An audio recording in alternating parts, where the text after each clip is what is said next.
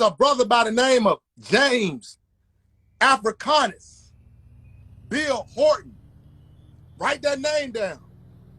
In order for the tree to grow, you have to plant a seed. You have to plant a seed. We don't just get to these stages in history when we're dealing with historical materialism. We don't get to these stages in history without a seed planter, a farmer.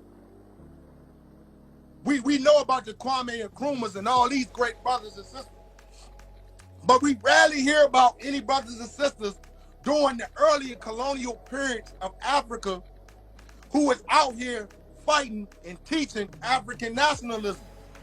We rarely hear about any of these individuals. Half of these individuals we don't even know about. This is why I did the video a couple of years ago on King Jaja, because King Jaja is one of those first early African nationalists, Igbo nationalists as well. But here goes another brother. What did John Africanus Beale Horton's proposal to the British Empire comprise of? This proposal included a self-governed, independent nation, an army, currency, support for modern civilization and economic empowerment, and vindication of the African race.